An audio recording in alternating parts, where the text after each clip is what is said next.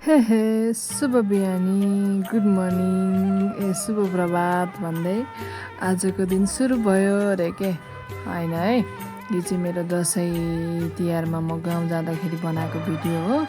त्यो आँगन लिप्ने बेला मेरो चर्टीको लागि के हो यो यस्तो म र मेरो जेठानी दिदी भएर लिप्नको लागि रेडी भइसकेको छु। उहाँ चाहिँ मेरो जेठानी दिदी हो।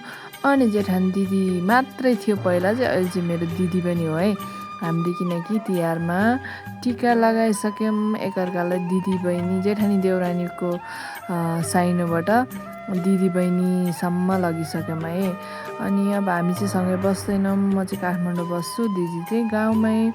अनि हामी हुन त जेठानी देउरानी भन्ने बित्तिकै नमिल्ने होइन, अलिकति त्यस्तो टाइपको हुन्छ हाम्रो समाजमा। तर बट अब हामी चाहिँ पर पनि छौँ, त्यही भएर पनि हुनसक्छ अथवा के हो, तर हाम्रो चाहिँ एकदमै राम्रै छ है सम्बन्ध। अनि यसपालिको तिहारमा चाहिँ हामीले एकअर्कालाई टिका लगाएर दिदी बहिनी पनि बनायौँ।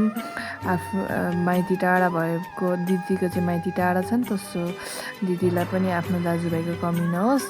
अनि मिठो सो हाम्रो चाहिँ यही दसैँ तिहारमा गाउँ जाँदाखेरि बनाएको थिएँ कि मैले बनाएर राखेको भिडियो आज यसो ग्यालरीमा हेरिदिएको त ठ्याक्कै भेट्यो। अनि कस्तो याद पनि आयो, फाल्न पनि माया लाग्यो यो भिडियोलाई।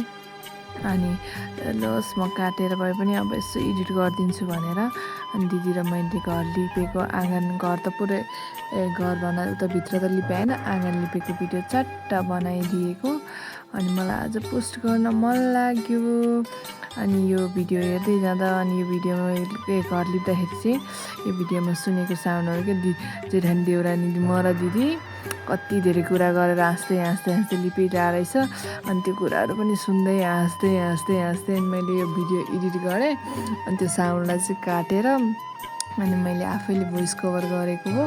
अनि त्यसमा चाहिँ दिदीले सोध्दै हुनुहुन्थ्यो, हामी त अस्ति भर्खर 16, 17, 18 वर्ष पुग्यो भन्थे, अनि चाहिँ कति चाँडो 22 वर्ष पुग्यो भन्नुहुन्छ।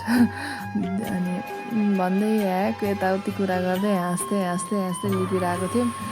अनि पुरै लिपिसकेपछि त्यो आँगन चिल्लो पारेको भिडियो चाहिँ मैले बनाउन बिर्सेछु है। ल